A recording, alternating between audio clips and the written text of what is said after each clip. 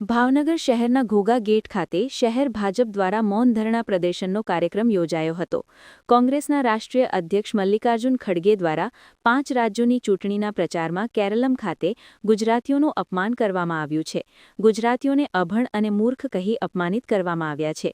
ગુજરાતે દેશને ગાંધીજી, સરદાર પટેલ, દયાનંદ સરસ્વતીજી જેવા સપૂતો આપ્યા છે.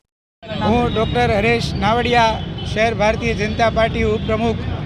આજે ભારતીય જનતા પાર્ટી ભાવનગર મહાનગર દ્વારા ઘોઘા ગેટ ખાતે અહીં એક મૌન ધરણાનું આયોજન કરવામાં આવેલું છે. 2 દિવસ અગાઉ રાષ્ટ્રીય કોંગ્રેસ અધ્યક્ષ મલ્લિકાર્જુન ખડગે દ્વારા ગુજરાત અને ગુજરાતીઓ વિશે ટિપ્પણી કરવામાં આવી.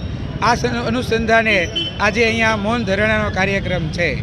ગુજરાતની ધરતીએ સરદાર વલ્લભભાઈ પટેલ, મહાત્મા ગાંધી, દયાનંદ સરસ્વતીજી, નરેન્દ્રભાઈ મોદીજી, અમિતભાઈ શાહ આવા વીર સપૂતોને જન્મ આપ્યો છે કે જેમણે પોતાનું જીવન છે એ દેશને સર્વોચ્ચ સ્થાન માટે લઈ જવા માટે પોતાનું યોગદાન આપ્યું છે.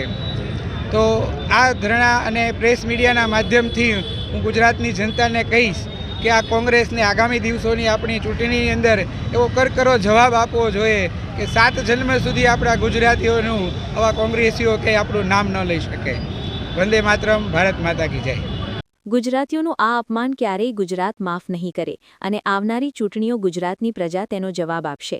આ મૌન ધરણામાં મોટી સંખ્યામાં પુરુષ અને મહિલા કાર્યકરો જોડાયા હતા અને બેનરો સાથે મૌન વિરોધ પ્રદર્શન યોજ્યું હતું. ફિરોઝ મલેક, ભાવનગર.